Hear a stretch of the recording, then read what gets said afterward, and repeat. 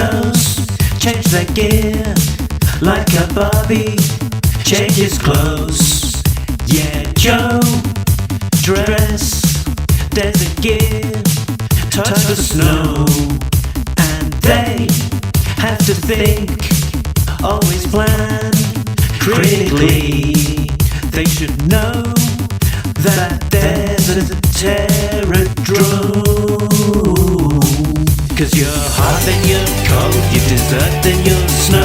You're in and you're out, you're up, then you're down. You're wrong when it's right, it's time and it's white. We fight, we break up, a hiss we take up. You don't really wanna stay, no. But you don't really wanna go. Oh, you're hot, then you're cold, you're desert, then you're snow. You're in and you're out, you're up, then you're down.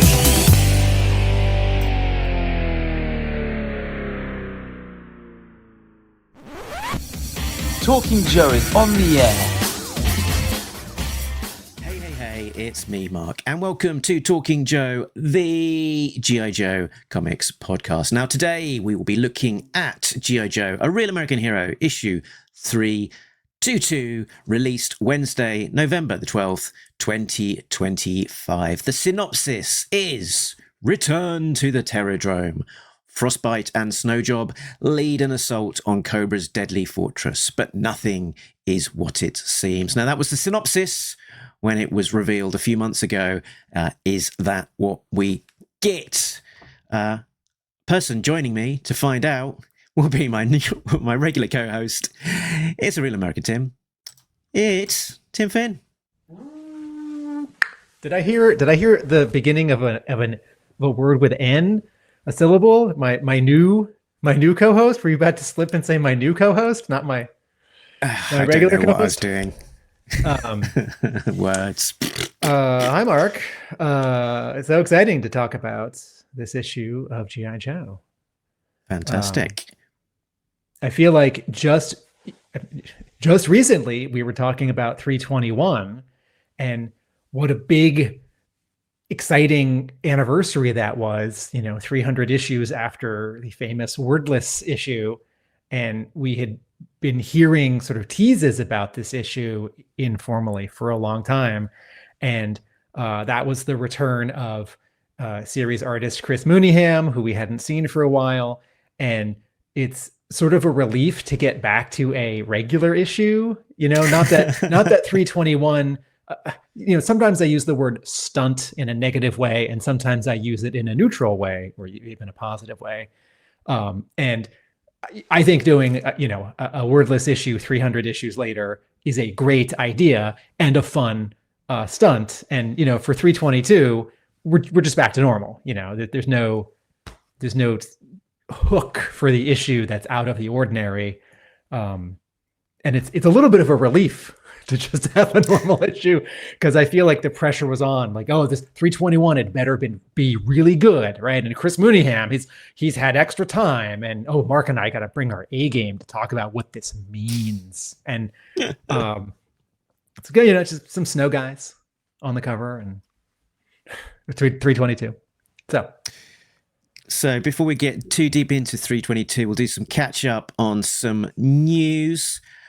So since we last spoke, we had some reveals of what they are calling the ARAH issue 1 facsimile edition in a lot of the solicits, but in the indicia, they are referring to it as the Hama cut second printing. So this is them going back to print of that issue number 1 that came out about the same time as 301. So about a year ago, that would have been that it came out originally. So a few covers for this one.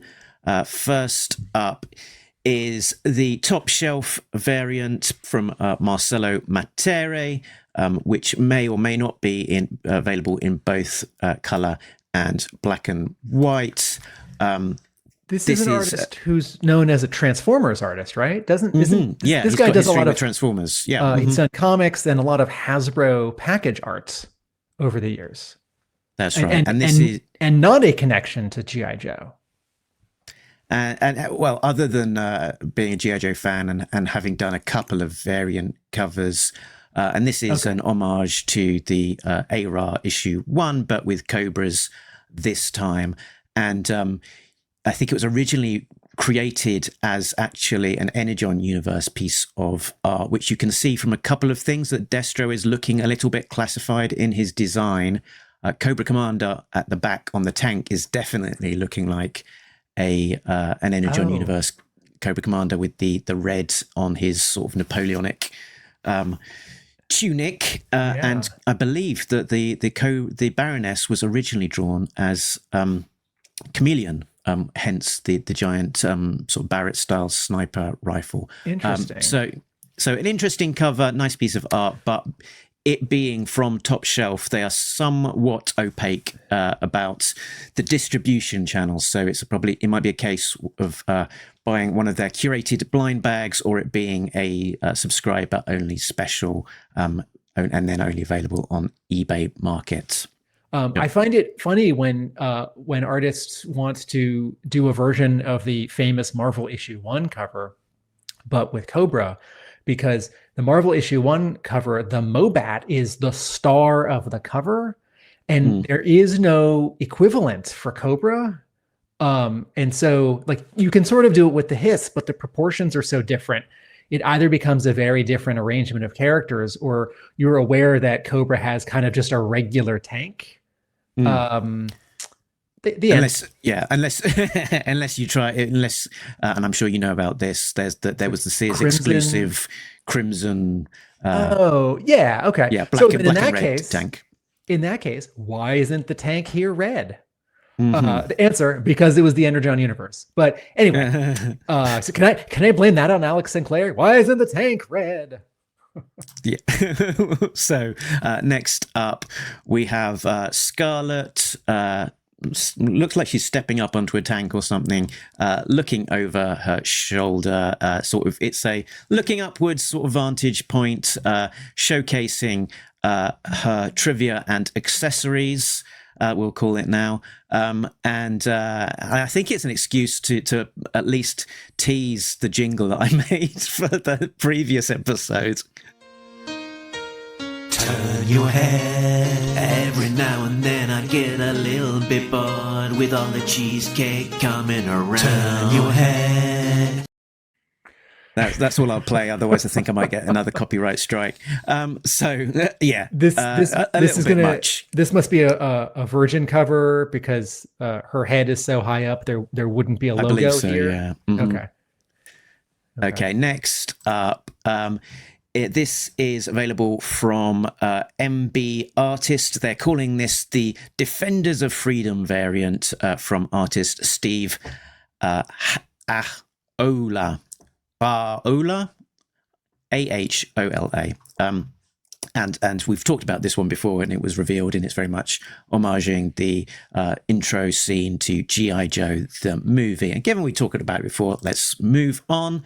This is a new reveal. It is from Peter Smith, exclusive to Comic Spot, featuring characters that are mostly, at least in some form, in G.I. Joe issue 1 from a Real American Hero, Scarlet, Snake Eyes, Breaker I want to say Breaker. It could be, it's Breaker. He's got bubblegum, but in some sort of modern military kit out with a tank that looks a little bit more like a Mauler than it does a Hiss, with Sky Strikers and Rattlers in the background, with a big head of Cobra Commander looming in the background also.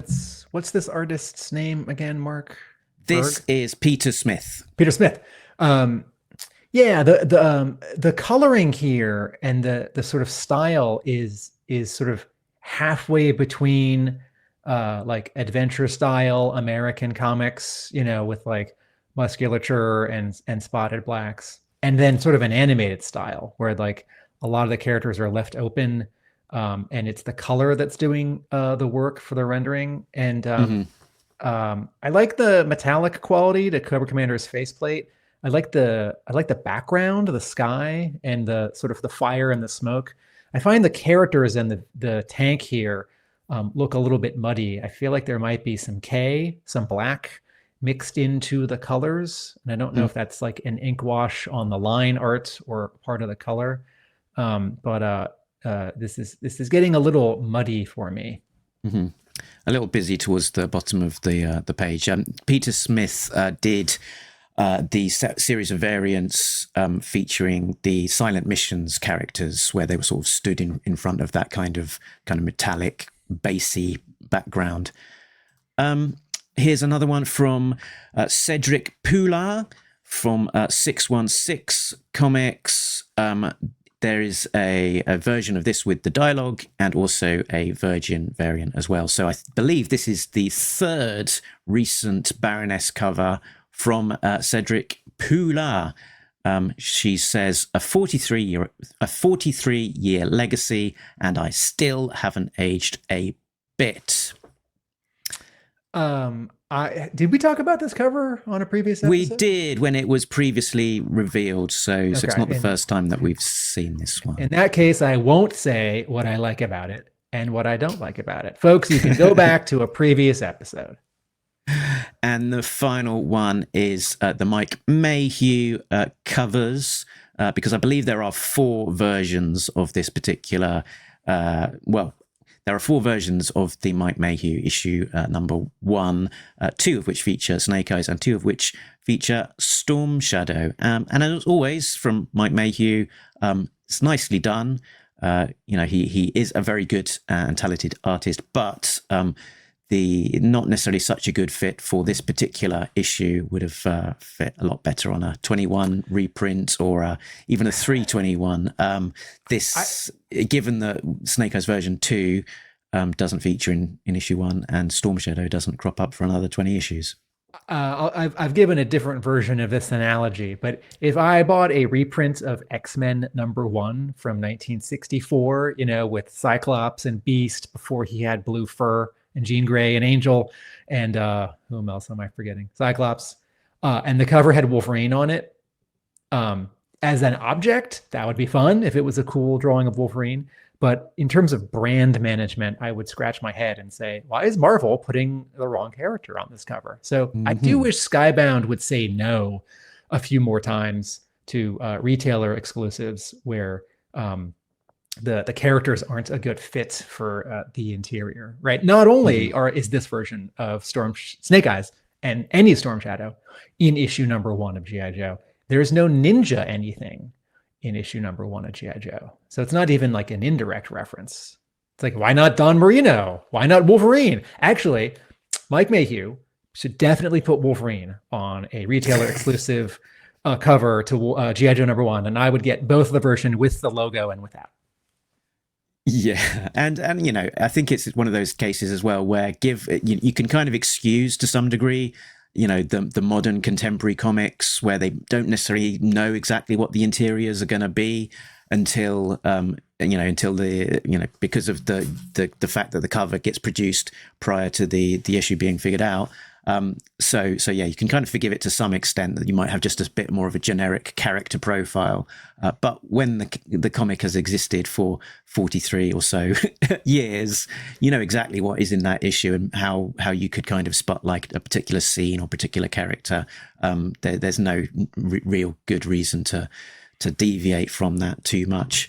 And then there's a couple more, Cale Nagu and Clayton Crane, who have, as at time of recording, we've not yet seen their work. Now, moving on, this is not a cover, but it is a commission by G.I. Joe cover artist John Hebert of CoverGirl. So a full figure of CoverGirl with the Wolverine in the background and her holding a giant wrench. And a colorized version of that has also been shared. I'm not too sure the source of the color, but it is out there. And yeah, given he has produced some recent covers, fun to see such a good cover quality image out there, even as a private commission. Mark, can you remind us, John Hebert was going to draw wraparound covers as a retailer exclusive for like a bunch of years. It's all the 82 characters and vehicles, all the 83 ones. And they're in the style of the 80s Marvel handbook, white background, That's everyone's running to the right. And we have seen the first 2 or 3 of those. And I think Hebert we might was have seen 3 now. Mhm. Okay. And Hebert was promising, was it like 82 to 88 or 9? Yeah. Okay. There's a tease that they might keep on going. If there's demand for it, they might keep on going. And then next up, again from Top Shelf Comic, we've got 2 covers from George Vega. This time it is coloured by Alex Sinclair. This particular one was a New York Comic Con exclusive, and this was solicited for. This related to G.I. Joe issue 320, and then it had a companion piece for G.I. Joe issue 321 of Snake Eyes and Storm Shadow, and forming a sort of a joined image. Snake Eyes is on the left, sort of jumping up in the air, looking, sort of making me think of the style of Robert Atkins. Then Storm Shadow is in his classic gear on the right, so sort of forming one single image. There's a pagoda behind Snake Eyes with timber, and the Silent Castle is behind Storm Shadow. There's a couple of Easter eggs in here that was pointed out to me by the artist himself. The rocks that Timber are standing on is an homage to the rocks on the Renegade very exclusive cover edition that was on, I think it was the original, it was on Devil's Due issue 21 by Michael Turner. So quite a niche little homage there to Rocky Outcrop. And on the pagoda, the windows form an Arashikage logo. And behind Storm Shadow, he has got a broken bow. And I was like, what's that an homage to? Has there been a scene a famous scene with Storm Shadow where he breaks his bow? And George said, no, it's because, when you got the toy when you were little, it was very fragile and the bow would always break. So that's what that is an homage to. Did you say that this was a 320 and a 321 cover, or it was, how does this divide? I believe the Snake Eyes was 320 and the Storm Shadow was 321. Okay. I know that the blurb on the previous image said 320, but I suspect that that's an error. Okay. Well, I won't get into it, but Alex Sinclair gets a lot of work from Marvel and DC, and I would have a different approach to this cover. I met George Vega at in the 321 there. You do have the names. Yeah, you've got George Vega there. Okay. So Mark is holding up his copy of 321 and opening it to the inside front cover where the cover credits. Yeah. His name was on the credits of both 320 and 321. I briefly met George Vega in Texas at the DFW show this past June, where he was selling prints. Good. So what is next? Recently solicited or announced was G.I. Joe, A Real American Hero Deluxe Edition Book 1. So that came in 2 flavors, a G.I. Joe version with and then also a COBRA version. This is sort of like just a variant, which is what Skybound have been doing a lot with their trade paperback editions or collected editions, that they might have a G.I. Joe and a COBRA version. And both of these covers are new pieces of art by Andy Kubert with Brad Walker on. So I see a name I don't recognize. One more. I see a name I don't recognize here for the G.I. Joe cover. Not the image itself. The image itself, I think I just see a signature that says Andy Kubert. Can you go to the one with the credits under it? Oh, looks like Laura Martin on... One more slide. It says cover A by Andy Kubert, Andy Dussault and Oh, right. Laura Martin. And Andy Dussault is not a name I have seen in comics. And the arrangement here feels like that would be the inker. But Andy Kubert has been inking his own covers for many years now. So I wonder what this means. And we should be there's 2 words. There's 4 words I'll add to your description here. These are both hardcovers. So each of these is 2 soft covers worth. So the volume 1 and the volume 2 soft covers are combined here, and we think that means that they'll have some of the covers inside, the hard covers. Yeah. So they'll I think the covers. I think they have got 10 issues worth of story in this from memory, and they'll have a bunch of extras in the back. Actually, the Cobra cover is Brad Walker and Laura Martin.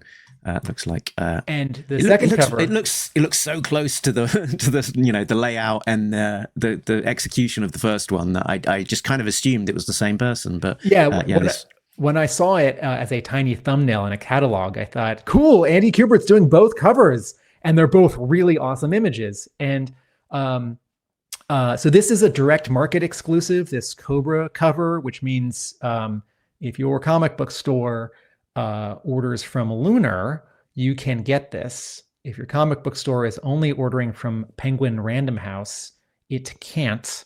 And Mark, remind me, has Brad Walker done a couple G.I. Joe covers, or is this he did some of those 1 in 10s? Yeah, it was 1 in 10 or cover B, I think it might have even been for about the first 8-ish. Right. This was where there was a Joe in the foreground and a big Cobra in the background for like 301 to 310. Yeah. Okay. Well, Skybound, when you are ready to pay Brad Walker the big money, or Mr. Walker, when you can clear your schedule to draw not just a cover, but 20 interior pages of an issue of G.I. Joe, be it a regular one or a fill-in or a special issue that's got some hook, I am ready to read your comic and then talk about it for 2 hours. Excellent stuff. And I think we covered this a little bit previously, the G.I. Joe A Real American Hero Compendium 3, so collecting material from the Marvel era, has also been solicited for next year with a new cover from Andy Kubert. And now I'm going to have to look at that signature. It does look like it's Laura Martin. Laura Martin. I believe there's a pre-publication error here. I don't remember precisely offhand which issues Compendium 3 collects, but I don't think if it's the end of Special Missions, you could put Trimpe's name there. Vosberg did not come back. So and Wiggum did do 116 to 118, but I believe this should say Hama, Bright, Wildman, because we're getting into the like issue 90s and the 100s or the 110s or the 120s. So they I'm might hoping, not have got. They might not have got quite as far as Wildman era. Okay, I think they're collecting about 50 issues total at a time with extras. Right. So. I'm not off the top of my head. I can't remember, but I think probably Wildman would be volume 4. You've got kind of a bit of an anonymous Joe in the top right hand corner, which maybe is that guy from, is it cover 5 that sort of got the beret and is sort of charging towards us? Hawk with white hair. I think this is supposed to be might be Colton. I think it's Falcon, but not colored correctly. We could also say it's machine gun. We could also say it's Joseph Colton, but I'm sure that this absolutely does not get up to issue 152. So in the same way that Quick Kick is missing his red strap with throwing stars on the cover to Compendium 2, I'm seeing a thing here that I really hope they fix, and I know they won't before this book is printed. And I know that G.I. Joe characters have like a million details on them and little like color changes. It's like, don't forget the tiny bits of red on Mutt's shoulders. But something like that is the difference between, say, Falcon and Joe Colton. And if you put Wolverine on a cover in his yellow and blue costume and you leave out the blue, everyone's going to notice. So I'm lightly shaking my fist, Skybound. Please ask Mr. Kubert and Ms. Martin to go back in and do a couple fixes here. There was also sort of saw people pointing out that Doc here is sort of, what's he doing? I think the device that he's got that came with him is meant to be like a flared signal. I think he's holding that right, actually. So yeah, it's not firing, and but yeah, who knows exactly what he's trying to accomplish with that particular device. So that brings us to G.I. Joe, A Real American Hero, issue 322, the focus of today's episode. And spoilers from almost this point out. We'll talk about the credits and the covers, and then we'll be in spoiler territory. So this is brought to us as normal by Larry Hama. Paul Pelletier returns once again. Inker is Tony Kordos. Colorist Francesco Segala, Flatter Sabrina del Grosso, Letterer Pat Brousseau, and then Diana D. Davis is our creative consultant. So covers next. Let's have a look at the covers in the gallery.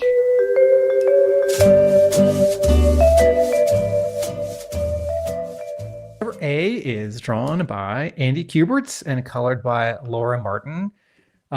This is really fun.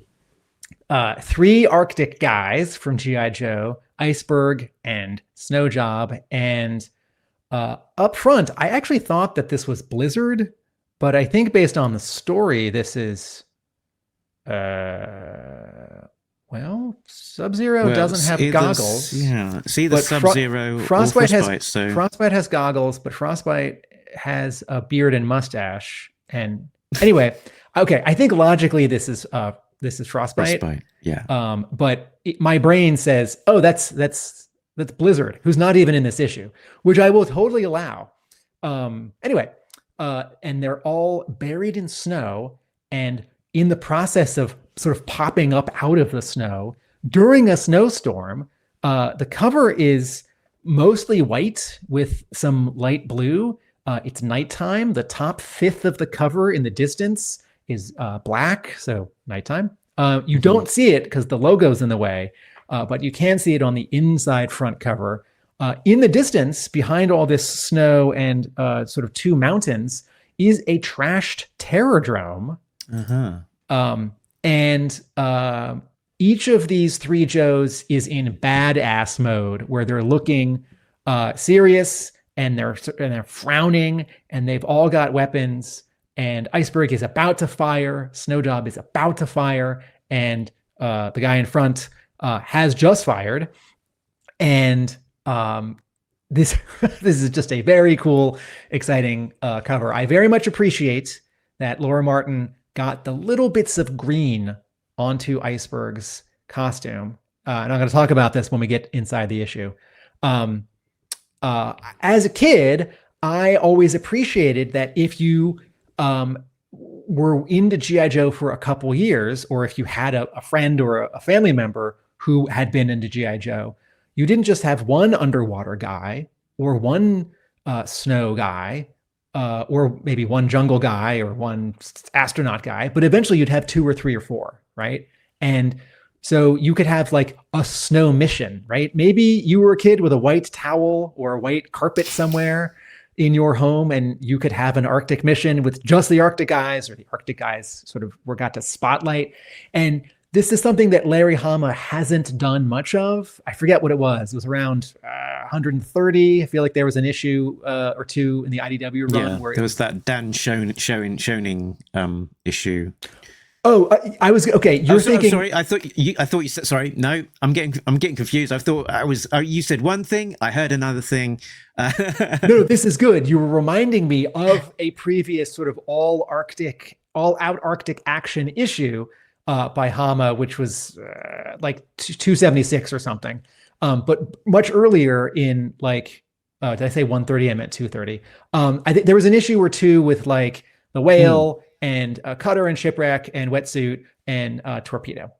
And I love this stuff. And so when I saw the preview image for this cover some time ago, I thought I did a Kevin McAllister Home Alone fist pump. Yes.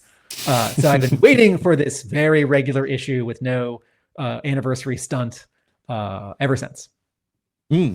And down the bottom of the cover, I was sort of looking at this, going, kind of what's going on here. And I think it is a smoking gun barrel that this guy Frostbite or whoever has fired a shot. His gun barrel is smoking, and it's sort of just popping slightly out of the snow. I have one more observation here. You know why my brain can't accept that this is Frostbite? I think partly you see a tiny bit of... You can't see his big smile, his toothy grin. I've always paid attention to it's like how many Real American Hero figures between 82 and 94 were smiling? 2. It's that Frostbite has been such a tiny part of G.I. Joe, right? He's barely in one episode of the cartoon. He's basically not in the comic book. And so to give him half of a cover, even if he's covered up by snow and sort of cropped out of the image, my brain logically can't accept that. It's like, no, you'd have Snow Job in the front, or you'd have, Sub-Zero or Blizzard, right? Like Blizzard, I think, showed up once, and Sub-Zero, I don't know. And then the sort of nerd part of me is like, oh, well, Iceberg doesn't have his actual weapon from 1986, and Snow Job doesn't have his actual weapon from, was it 83 or 84? And then I went online to see if these are instead their classified weapons. And I didn't realize Iceberg has yet to have a classified figure. And that is not Snow Job's classified weapon. So I'm going to chalk this up to writer and or editor and or creative consultant making suggestions to Andy Kubert for realistic, specific machine guns that these guys have, or Andy Kubert just picking something. And it's not what I would have picked, but there's a good chance that if the Joes were to grab, a weapon from a closet of weapons, might be this one. Very good. Cover B is black and white, just from Kubert's inks, and it is striking as always. Cover C is the 1-in-10 ratio variant. Your comic book retailer has to order 10 copies in any combination of covers A and B in order to be able to order one of these. And mathematically, if they order 78 copies of A and B combined, they can order up to 7 of these. Orange flat background. This is painted. It's by Steve Beach. We're looking up at the Skyhawk, which has its thrusters vertical, so it's in VTOL mode. And there are 2 blasts of yellow thrusts coming down. We can't see the pilot, but I'm seeing a tiny bit of red. So yes, Scarlet, or someone wearing a red helmet. So lift ticket, or Frostbite wearing a red helmet, because he's making all kinds of appearances with just the top of his head. In fact, I think he's in every background of issue 321 in the shadows. We just can't see him. And hanging from the skids of this Skyhawk on cover C of 322 is Duke, who's grimacing and firing a machine gun and wearing a bulletproof vest that makes him feel much more modern and kind of like the IDW 2009 era, or even the Energon Universe, and a little less of the 1980s Duke. But objection, Your Honor, sustained. I'll allow it.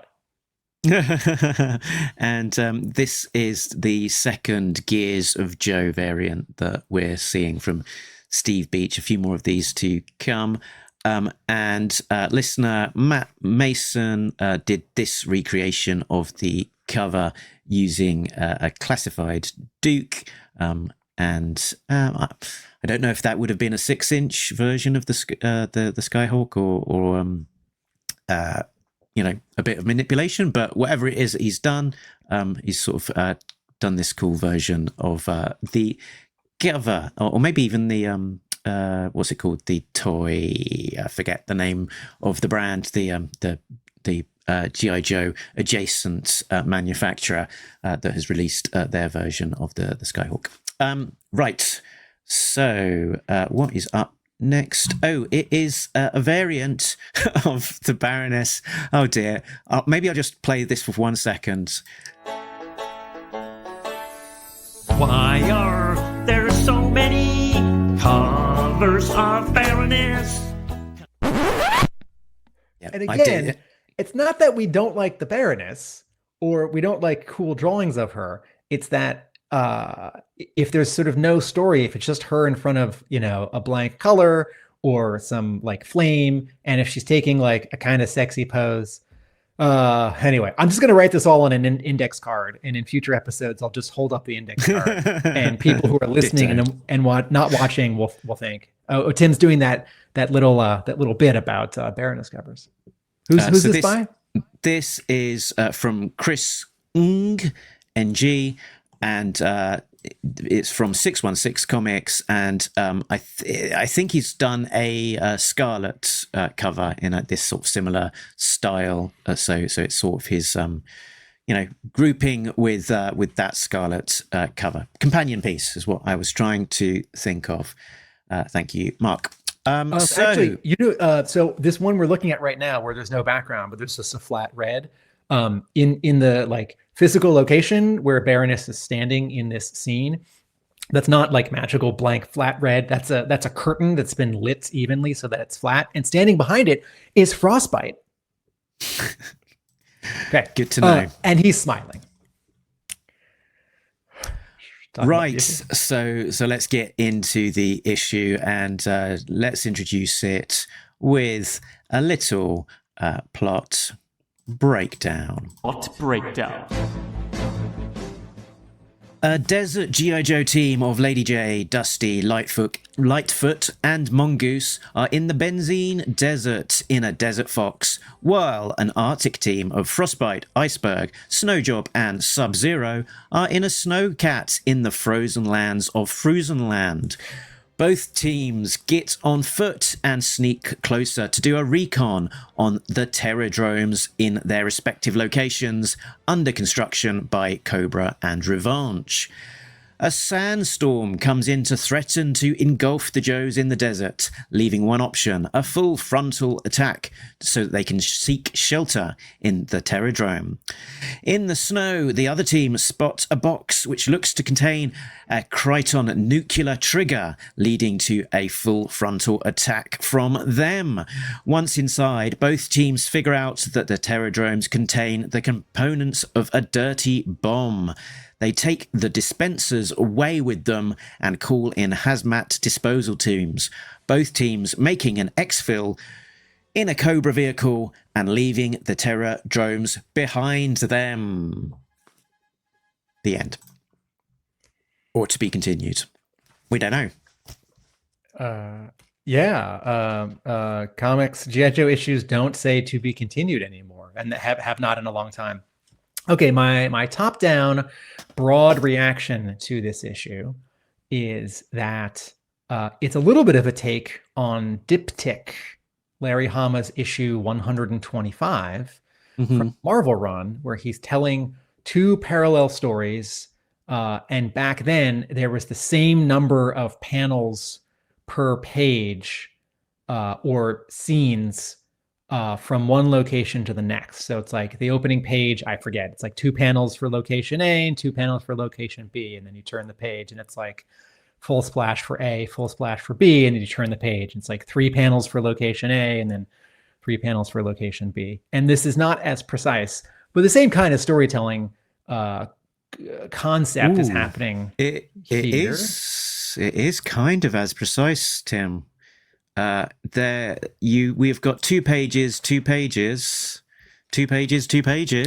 Page breakdown, yes. Panel breakdown, no. Okay, right. So the first page is 3 little panels and a big panel in the desert, right? And then you go ahead a little bit, and the first page for the snow is 1 big panel and then 2 little panels. So, and I wasn't like disappointed, like, oh, Larry Hama's not doing Diptych again. I was like, oh, how close is he getting to that sort of precise rule for the issue? I'm happy to see the return of terradromes, and terradromes used in the way that Hasbro was intending, and the comic book used to great effect many years ago, both at Marvel and at IDW. I always forget that. Is it Major Blood? There's that like 2-issue. Is it in the 190s? The Terror Drums come back in the IDW run. As previously mentioned, I love seeing an Arctic team, a snow team, and also there is no specific desert. You couldn't assemble a desert team, right? Because Mark, is Dusty the only desert specialist in G.I. Joe?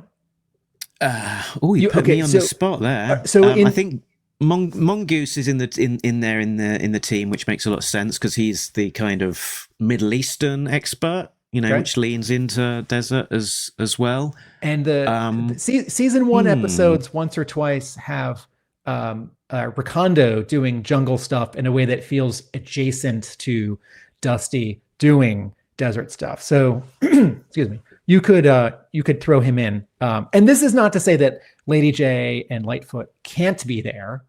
I'm happy for, one team to be all 4 guys in white snow uniforms and then the other team to be a variety led by Dusty. And Lightfoot is one of those weird characters that gets maybe represents for some fans sort of G.I. Joe starting to get too colorful, too silly, too high tech or even sci-fi because of his nutty helmets and the little tank robot that the original action figure comes with, and his weapon that is not like just a cool machine gun. It's like a scanning thing, right? But also yellow, right? No one loves Scoop or Airtight because they're smothered in yellow, right? Although the Secto Viper, yellow and black, looks good. And given this looks to be a bit, it feels like it's a nighttime mission. They could have gone with a Night Force Lightfoot, so it felt like a little bit of a lost opportunity. I agree. That seems like the kind of thing which would have never happened in any Larry Hama version of G.I. Joe, Marvel or IDW or Skybound, because Night Force was a Toys R Us exclusive. And so I don't think anyone would have been saying to Marvel back then, oh, if you're going to have Lightfoot show up, now that it's 6 months later, put him in his brown costume, right? So Toys R Us can sell those toys because, that stuff was not going to get advertised unless by Toys R Us directly. So I absolutely agree with your logic. And as a fan thing, I would love it if someone had thought Night Force. But color artist Francesco Segala tones down the very bright yellow of Lightfoot's costume. So it doesn't seem terrible here, but it is pretty bright. And then my final sort of overall comment here is there are a couple minor coloring errors, which bum me out. So before I nitpick on those, Mark, what's your, and then we'll talk about the ending maybe at the end of the episode. Mark, what's your overall take? I had, I think, a handful of takes. One is which is it's interesting to see this parallel story of this to and fro between a hot and a cold kind of scene where the Joes, similar sized group in a similar sized vehicle on a similar mission to do this recon against the Terradrome, doing a full frontal kind of attack at the same sort of time, finding the same MacGuffin in both, and then leaving again with a literal kind of parallel split shot on that last page where you've got the tanks one on one side, one on the other. And when we were looking at issue 320, I observed that there was this real parallel between the Joe team sort of escaping Cobra Island and the Joe team escaping Springfield, and those really sort of being very parallel storylines. And this one, even very much in that same sort of bent of these mirroring stories, and it one being hot, one being cold, sort of, I guess, emphasizing that mirroring aspect. And Paul Pelletier said that when he was doing the, reading the script and interpreting it, he was much more conscious of that mirroring in this particular storyline. The other one was a kind of response to the ending. I was thinking to myself, is this a one shot, a one and done, and we might never return to this kind of plot point, or is it potentially part of an ongoing storyline? And I think you've got a 50-50 chance on that one, that either we'll be continuing right on into this same storyline next issue, or we'll just never see it again. But it did feel a lot more like a kind of a one and done special mission of these specialized squads going into an environment, a lesser seen squad. It's not the Hama's normal A-listers, apart from maybe Lady J there, and so it's a bit more of a specialized squad, showcasing some favorite characters but lesser seen characters in these specialized vehicles and terrain. So sort of really the kind of thing that we would kind of expect to see from a special mission comic back in the day, and indeed we did have a couple of kind of those Arctic type special missions in the original Marvel run. That was kind of my feel for the issue. It's nice to see Paul Pelletier back. He did not draw last month's issue. Doing 2, 3, 4. So we got 3 more issues from him before we get a change of artist for 3 to 5, which I believe it will be the return of another favorite. It's not been solicited yet, so I won't say his name out loud. But that guy who's done the book, whose work we like. I just continue to be so pleased with all of the faces and bodies that Paul Pelletier draws. His characters have such warmth. You're probably tired of hearing this, folks, but both Mark and I really do see a lot of Alan Davis in Paul Pelletier and John Byrne, and just very, very handsome. His vehicles are quite good. I still see a little bit of getting used to them. Right now we're looking at an image of page 3, which is this big opening panel with the Arctic team, and we're looking down at the Snowcat, and that's my favorite. That and the Ostriker tie for my favorite vehicle. And I had a Snowcat, and I still have my childhood Snowcat. And I think about the Snowpedos a lot, and how they were used in the television commercial where like a kid like takes it off and then pushes it and it like slides down some fake snow, and then I think another kid like flips a ferret or something upside down. And Snowcat, winning battles in the snow for G.I. Joe. G.I. Joe, hero, battling the Cobra foe. Look, they're in the snow! Cobra troops! Get the Snowcat and get the Jaws aboard! The G.I. Joe Snowcat holds 10 Joes, and it's got a missile rack and torpedo skis. G.I. Joe, Cobra's on the run! Yeah, let's go! G.I. Joe Snowcat. Other Joe and Cobra figures and equipment sold separately from Hasbro.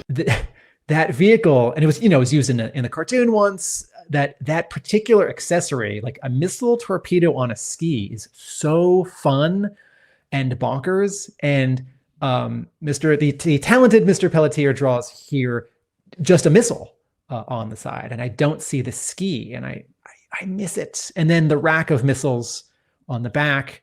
The original toy had 4, and the classified one has, I don't know, like 27 or something. I'm kidding. And here it's got 6, and I think that's a reasonable sort of beefing up of the vehicle. But I'm a purist when it comes to the sort of proportions of these original vehicles, and I would prefer to just see 4 missiles. If there's some like Rise of Cobra, Pursuit of Cobra redo where they like changed the piece on the back and it now had 6, then I stand corrected, and that's certainly canon. That could get thrown in there. I very much appreciate, while I'm focusing on Pelletier drawing the Snowcat, I very much appreciate that he draws the logo, the like growling cat face on the side. That was a sticker that Tim applied in 1985 to his Snowcat. And the windshield wiper, one of the niftiest accessories in all of G.I. Joe, because the windshield was clear where the windshield wiper had scraped and was frosted and slightly opaque where it wasn't. And Pelletier drew the windshield wiper here. And then, since we're looking at the pencils, I just want to point out, I'm a fan of diagonal lines when they mean weather or glass in comics. And so in this first panel and this third panel, we have lines that show that it's snowing, right? And this is something that sometimes artists nowadays don't draw. They let the color artists do it, which is okay. And in that second panel, behind Frostbite, there are some diagonal lines. And a universal symbol for window is 3 parallel, slightly offset diagonal lines. And just some handsome faces in there. So it's nice that Pelletier is back. And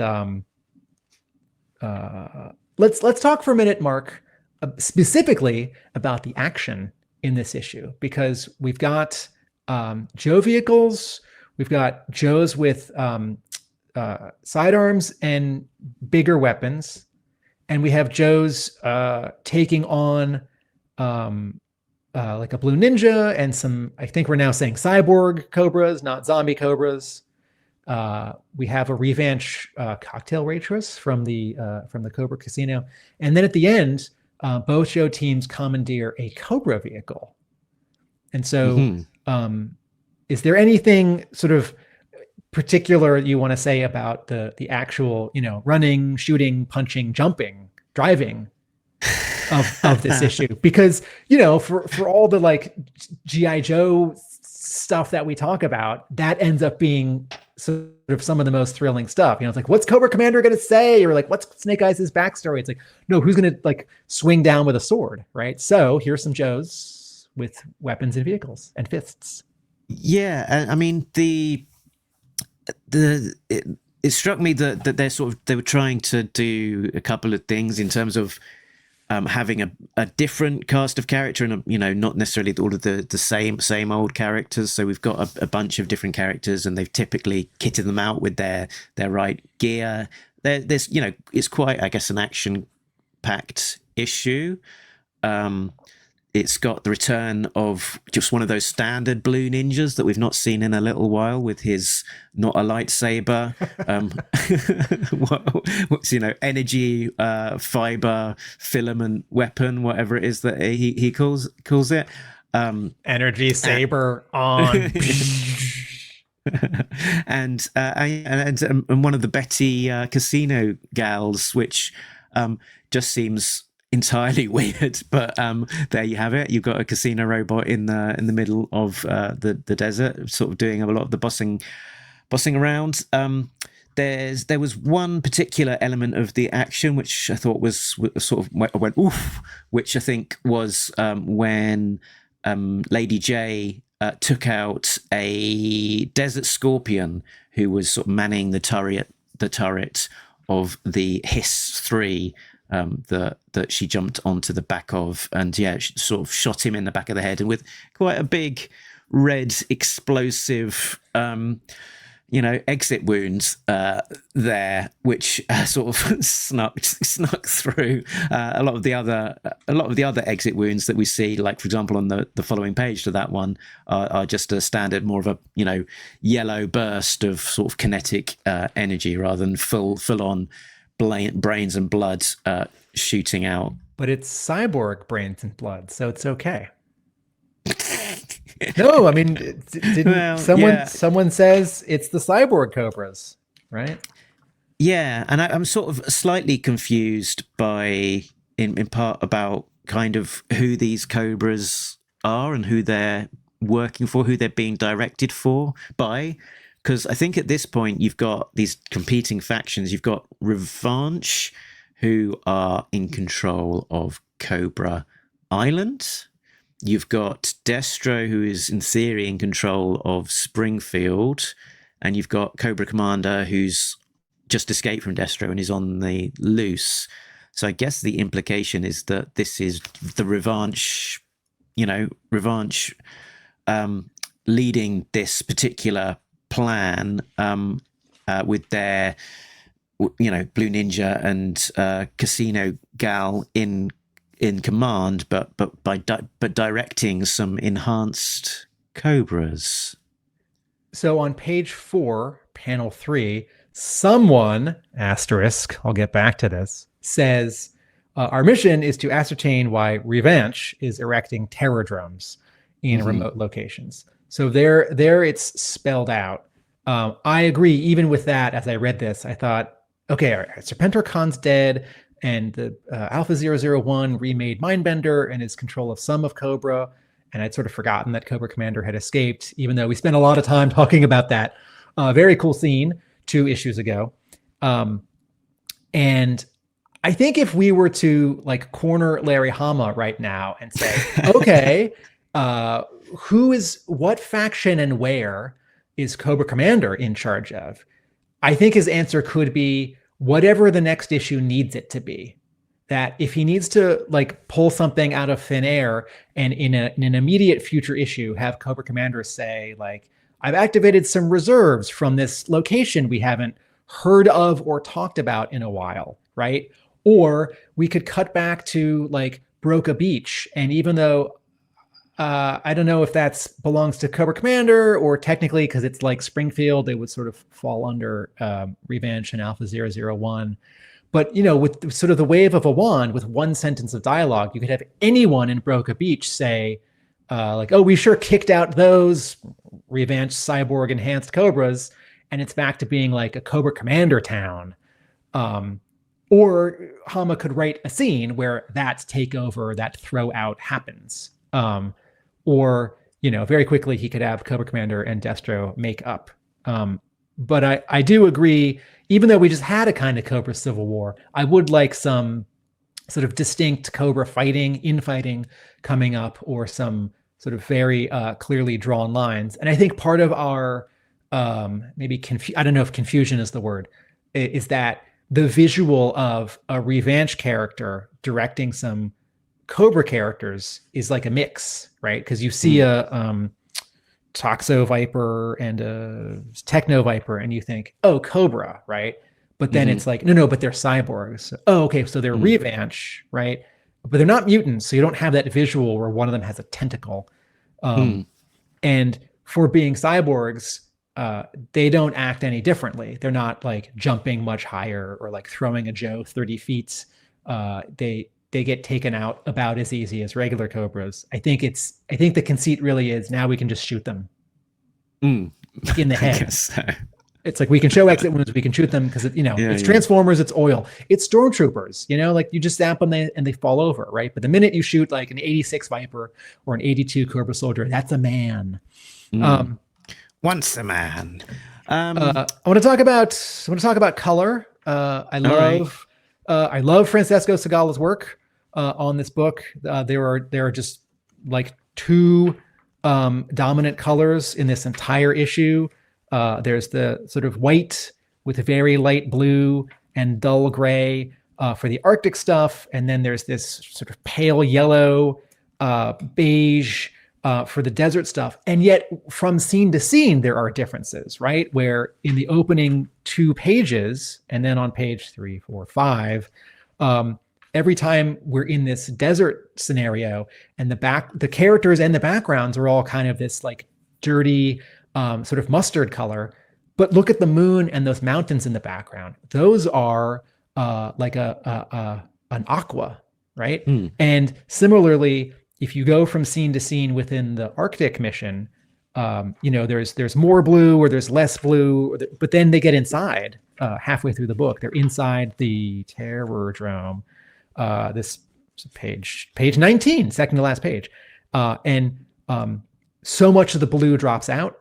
This is the page where we're looking down and we see a red missile in this cylinder, and then 2 big fat red missiles on a cart, and all the blue drops out, and the whites of the page are much closer to white, but there's like a tiny bit of sort of purple, gray all throughout these whites. Okay, so all that said, there's a color error that makes me sad, and that is on page 4. Page 4, panel 2. The Joes have gotten out of the snowcat. Panel 3. The Joes have gotten out of the snowcat, and one of them is saying, our mission is to ascertain why Revanche is erecting terror drones in remote locations. This should be a piece of cake. And that's a white guy, but that's actually Iceberg. And I know that because 2 of the Joes on this mission have a beard and mustache. And of the other 2, Sub-Zero, he has a hood. And Iceberg just has a cap. He has like a cap that's the top half of his head. And you can see it on the cover. And in this panel, he's pulled his goggles down. And I would be, whatever the coloring mistake is, right? If an alley viper is colored yellow, but not yellow and black, right? If an alley viper is colored like, not like orange and blue, but like yellow and blue, that's a coloring mistake that just makes me sad. I wish someone had caught it. I hope it gets fixed for the digital versions and the next paperback collection, and fingers crossed, a later hardcover collection. But I identify G.I. Joe characters by their color schemes so strongly. And part of why I read comics is for the color, you know, like I look at like a lineup of X-Men, you know, Cyclops, blue and yellow with a little bit of red, right? Or, you know, Nightcrawler, like black, red, and then his blue fur skin, right? And these combinations just make me happy, and coloring mistakes make me sad. So I hope this gets fixed. Okay, so secondarily to this, and I think technically that's also Iceberg, who's the second person speaking on the previous panel. I think he's saying, this is a sneak and peek recon, avoid contact, and no shooting unless fired on, and then only to break contact, ... right? That implies that the first person to speak in the next panel is going to continue this thought. So the guy who's bending over and putting on a snowshoe, there's like the tiniest amount of space sort of under the goggles for that to have a complexion, and I think that person should also be African-American. So that's, okay. So secondarily, of these 4 Arctic guys, right? Again, when I think of G.I. Joe, I think of color schemes. Snow Job is all white with a little bit of black for his belt and like his goggles, and then a big bright red beard. And Frostbite is like one of the like underpainted G.I. Joe figures, right? Just all white. And then like white teeth, like white teeth, not Caucasian teeth. And then, like a black beard. Iceberg, the action figure, has a little bit of green on some of the accessories, and the lightest tint of like mint green on his sort of sleeveless vest overcoat, right? And he's got like white sleeves that poke through. And this is alluded to on the cover of this issue. And then similarly, Sub-Zero is in all white, and then has some blue on his outfit for like the ruffle of his hood, and I forget, his belts or his like straps or something, right? And this is a way to make these characters not boring, because they would just be in all white, right? Because the minute you put anything in color on a guy, that's why they wrap their weapons in like white cloth or whatever. So here on page 4, where I noticed this complexion thing with Iceberg, Segala seems to be putting a little bit of green onto Iceberg's like gun belt thing. And I thought, cool. I really want the vest under it to have that little bit of mint, but okay, close enough. But then on pages 6 and 8, when he gets Iceberg's complexion right, he's coloring those straps sort of like brown.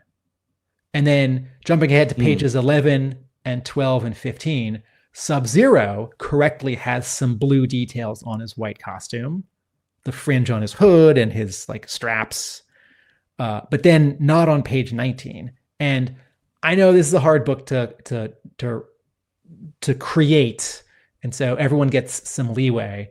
But I really want all the color schemes, to be accurate. If a character's really far away and it's like you get the purple and the blue on a Televiper mixed up and they're really small and far away, close enough.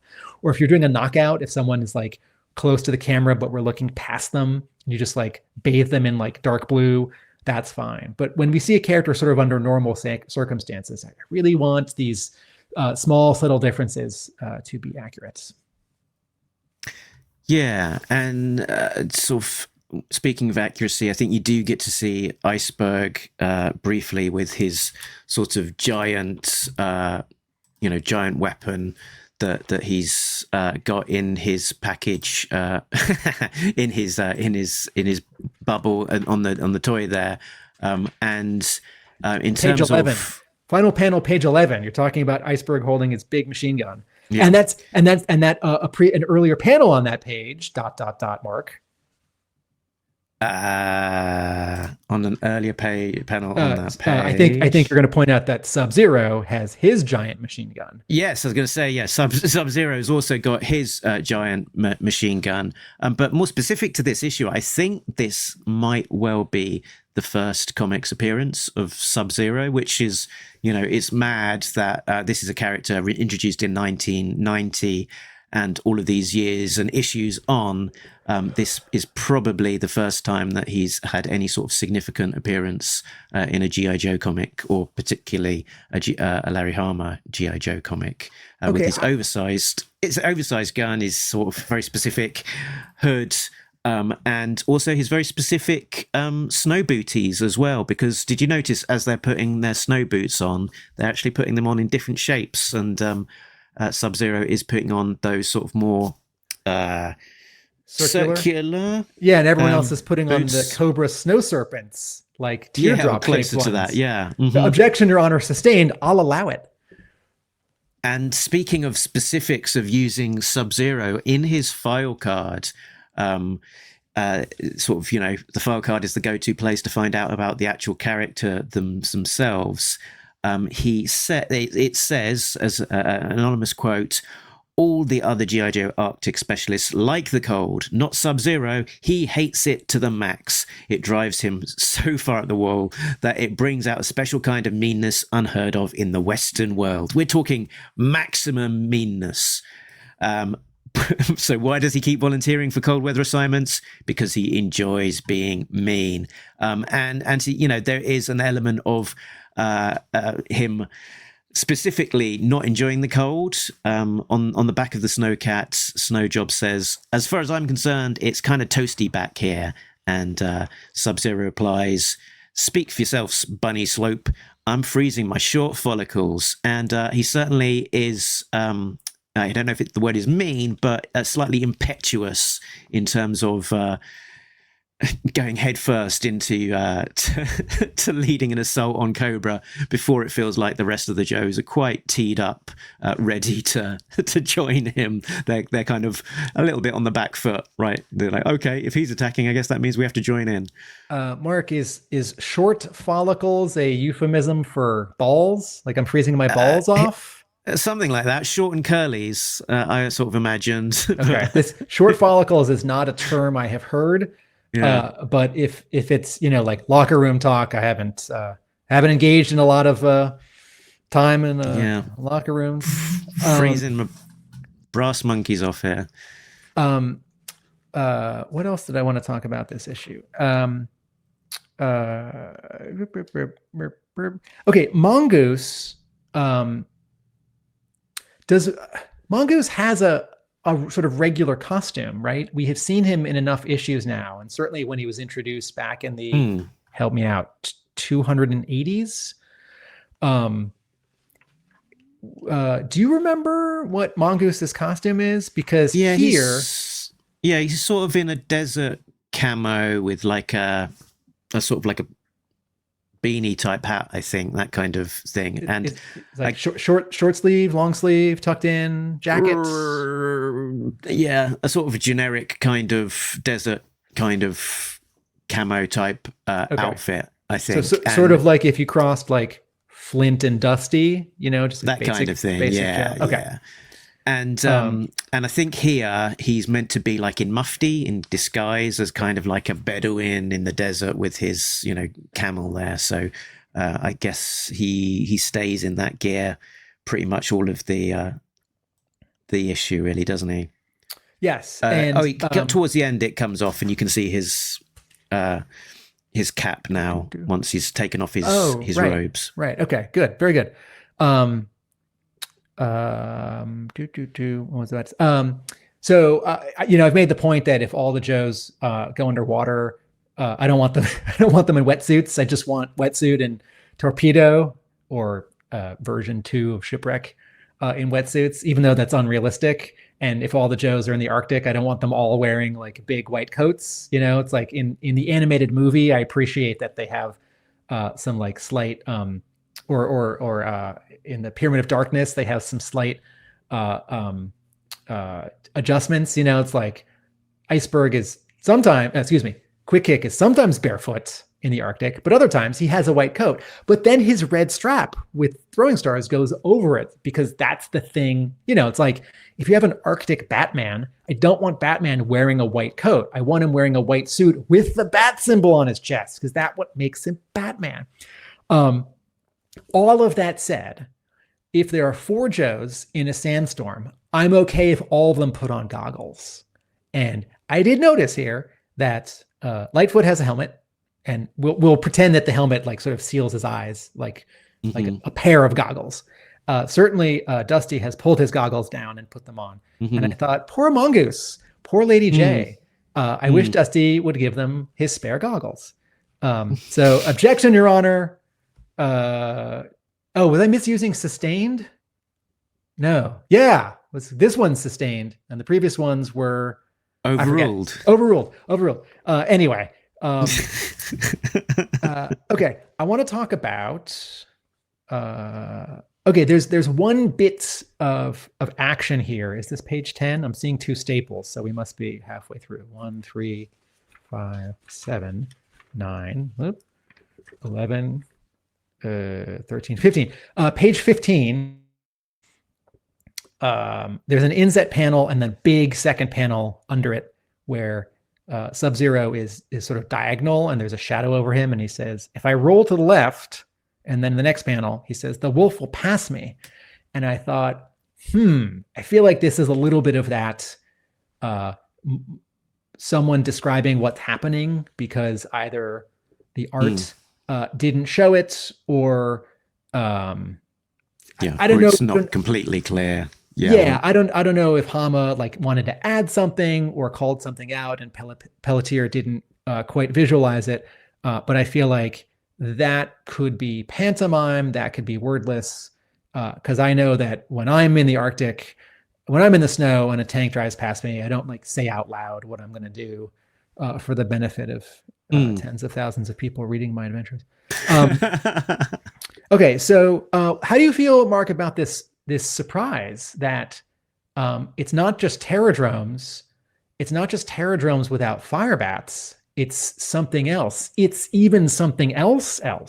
Yeah, it's not just some sort of nuclear device. It's a dirty bomb nuclear device in 2 locations. And under the control of Revanche. What are they doing? What are they playing at? It's big stakes, isn't it? And also, weaponized in terms of it being launched to a Firebat type silo launch device. So it's to propel it somewhere in the world. So yeah, I guess it's big stakes. Don't know quite what maybe Revanche's agenda is, where they're coming from here. So I wonder if it will play out. It doesn't seem quite in their wheelhouse in terms of what we've seen from them before, that they've been relatively more focused and wanting to, as an enemy, wanting to present a somewhat legitimate front and not necessarily just be an out-and-out terrorist. So maybe we'll find out, maybe we won't. But I thought, it's big stakes, but slightly out of left field, perhaps. So, Hama has talked about how he writes and, he makes it up as he goes. And he's got like an A plot and a B plot, and those chug along and he'll introduce a C plot. And then an issue or two or three later, the A plot wraps up and the B plot becomes the A plot. The C plot becomes the B plot. And then a new D plot is the C plot. And so it's possible or likely that Hama's like, Terradromes, Revanche. Oh, no Firebats. Nukes. Oh, dirty bombs. It's like, what does this mean? I'll figure it out when Ben Abernathy makes me turn in a plot in, 3 to 5 weeks. And I don't say that callously, right? You're chuckling. I would find writing that way very stressful. And I'm glad I don't have to write the Joe Monthly comic. But we sort of every month hope that all this stuff that Hama's like conjuring and throwing at the wall, he'll react to it well a month or two later when it's time to carry it forward. That is an interesting point you made about this. This was maybe a self-contained issue, like a special missions issue. And I want to talk about the ending and the final page, because when I got to the final page, I was disappointed. I felt like the story wanted one or two more elements. And what I was really sort of expecting was either one bit of dialogue on the final page that's a little bit of a punctuation, or like in the foreground on the bottom of this page where we're seeing the ground in the desert and some sort of close up like ice snow formations in the Arctic, like one remaining or new COBRA agent who's seeing this happening. And that's sort of like a promise to us that more is coming, like whether it's just some Viper or someone more specific, like, not Zartan, but, not just any Viper, or someone saying something like, I'm going to radio Destro and let him know, or like, like on the final page, if like one of the cyborgs is like, little did the Joes know that I planted a bomb on the Hiss that they're driving away in, or, the Joes took out the 5 of us, but they didn't realize that the 6th cyborg Viper is hiding under the Hiss, right? Or like, I thought there was going to be one more element. And so the ending felt a little flat to me. And I know that having a wordless final page runs that risk, where every page up until now has had a lot of panels and movement and dialogue and sound effects. And this final page is wordless, right? And so you just have like blowing wind and these vehicles driving off. And I think it's because we're not behind the vehicles like driving off into the sunset or into the horizon. That to me, sort of in a traditional way, feels like the end. They get away. And this feels like, no, but these 2 Terradromes are still there and they take up 2/3 of the page. And so these 2 COBRA vehicles that the Joes have commandeered, the sort of the emotional note, the like story beat that I'm seeing, the visual doesn't feel like a final page where like the story ends. And so either I want one of those 2 things that I just described, or like to be continued, which they're not doing anymore, which is fine. Cause that it's going to go into a collection, and they're not going to put the cover of the next issue on the next page, because they don't do that. Skybound doesn't do that. And so yeah, I like, in a general sense, I like this visual of this final page. It's different and interesting, and it is even more of a parallel than the whole issue has been. But the actual like beat of it feels like there was going to be one more page, one more panel, one more character or prop or bit of dialogue. And so I was a little disappointed when I finished this issue. Yeah, I get that feeling. It's sort of, given the high stakes particularly, it sort of seems to fizzle out slightly and left a little bit open-ended, that they're going, but the hazmat team has been called in to actually do the real stuff of resolving the situation. And given the the inhospitable environments, when will they come? What will they do? They've left all of this dangerous stuff behind. Yeah. Yeah, it's like, is there a different version of the last page where you instead or also have Duke and Mainframe and Psych Out and Stalker back in the pit at the computer screen saying like, we can't send the hazmat team. Airtight's plane went down.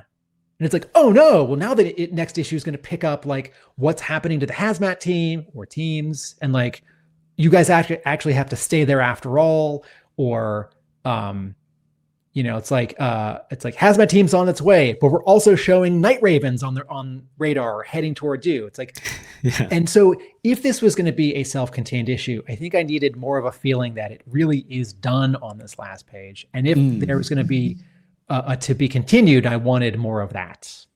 Yeah. I think to some degree, my satisfaction with this issue is a little bit predicated on, is this actually a real one and done, or is there more to come from this same storyline? Because if it's not quite wrapped up in a bow and there is more to come, then perhaps that niggling feeling of it being a little bit unresolved, it sort of goes away to a little bit more. But yeah.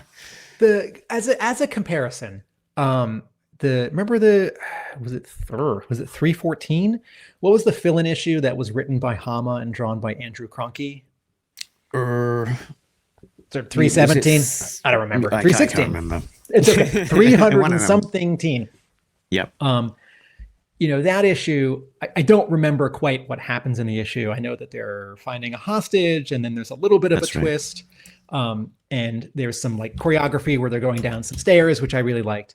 And it's not, maybe it's not a fully fair comparison, because I think that issue just had like an A story. I don't think it had an A and a B story.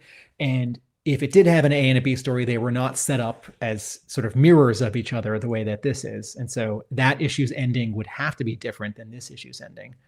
It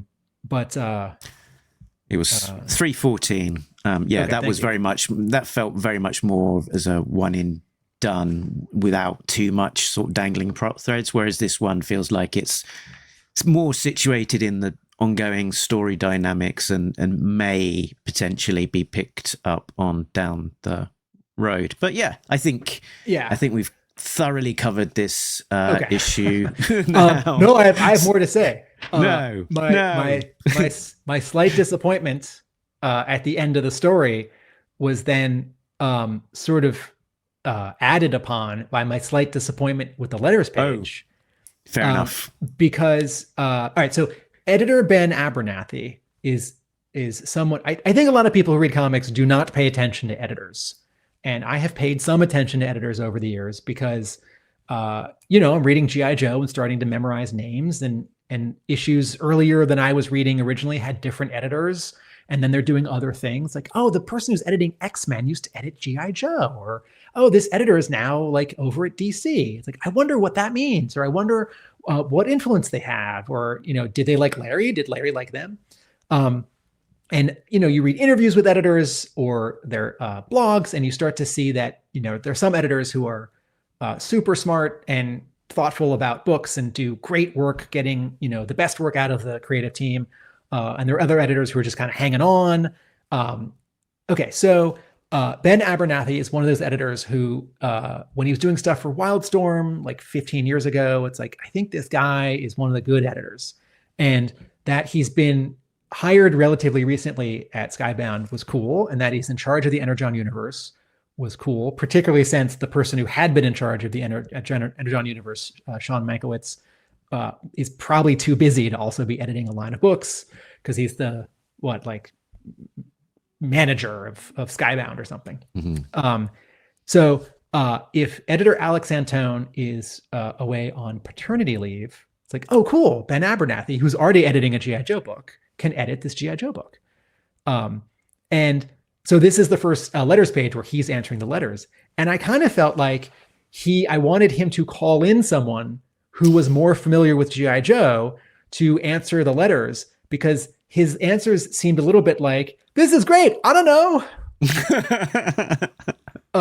So the first person writes in and refers to some of these new characters like Mongoose, maybe not Mongoose specifically, but some of the other ones, and says like they do have file cards, they don't. And I was a little unclear on what that meant, if it's like fan written ones or like classified ones, or were they online but not as toys.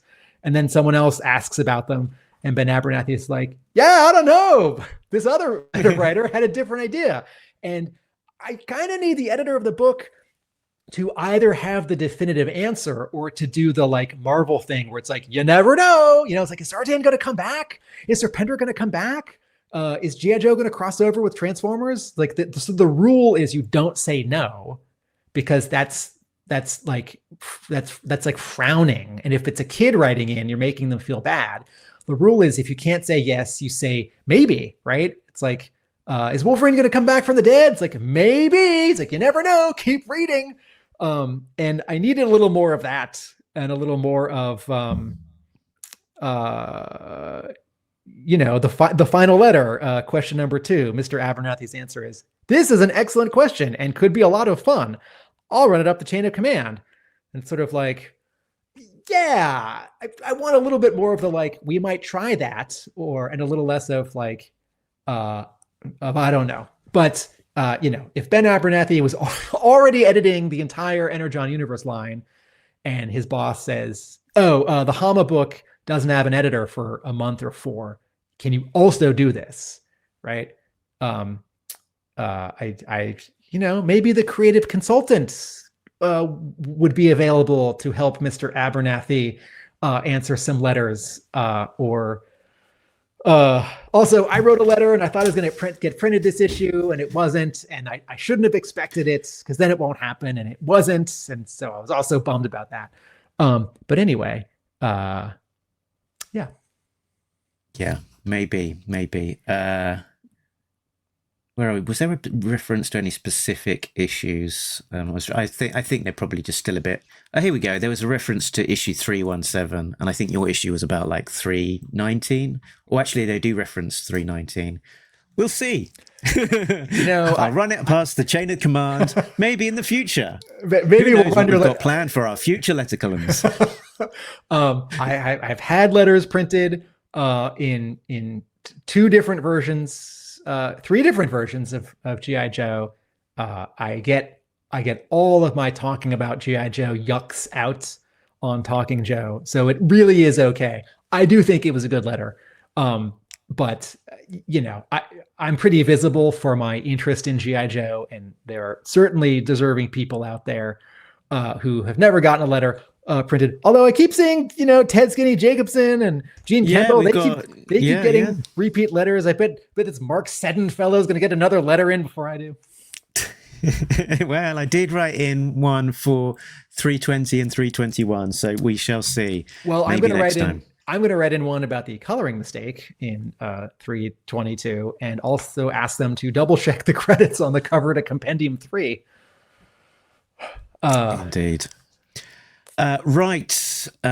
So I did send a little note to them as well about the preview for the latest issue that had a preview, which I think was either 323 or 324, which had Dreadnought spelt with an extra C. Right. Okay. Final order cutoff has been and gone for G.I. Joe, A Real American Hero, issue 323, our next issue. That's a term for comic book stores, listeners. That's not a term for you going to your store. ARAH 323 is out December 10th, 2025. The blurb is that COBRA Resurgent. COBRA Commander begins a new era of COBRA, but are his enemies one step ahead? I feel like it's a callback to like almost that sort of issue 100 type of I'm back kind of phase, where COBRA Commander comes back from the wilderness, aka Destro's dungeon, after he escaped from Scotland not too long ago. So we'll cover that after it comes out. And we'll also be covering the Energon Universe issues as they are coming out bi-weekly. So we've kicked off with Dreadnought War in issue 13, and issue 14 should be this time next week.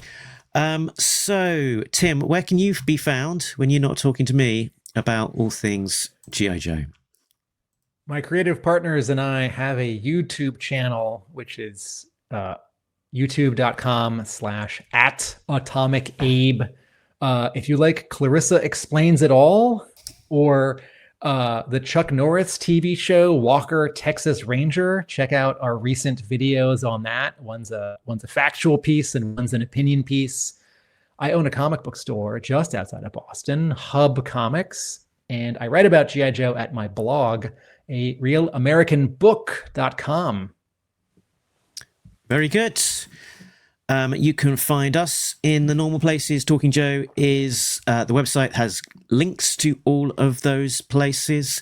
If you have not liked and subscribed, please do that. Leave a comment in the video if you're watching it on YouTube, or give us a 5-star rating on your favorite podcast platform, and also get involved in the discussion over at the Facebook group. You can also get involved by joining the Patreon, patreon.com/talkingjoe. So a big thanks to Richard, Sam, Bill, Rob, Shane, Chris, Simon, Joe, Craig, Frank, D, Shane V2. What does this version have, Tim? He's got the number 8. I think he's just wearing a giant winter coat. Fair enough. Covering up whatever clothing he's got on normally. I was about to say he's got the number 813 down his side. Infinite Entertainment, Patrick, Gary V, and Coldroff, they are getting early access to episodes like this one. Behind the scenes reveal, we've recorded this in advance because Tim's assembly required. And also get that warm glow from being a member of the Patreon. So, Tim, I think that is us done. But before we go, can you just leave us some words of wisdom, please? Nobody Beats Talking Joe, an international podcast. Laters.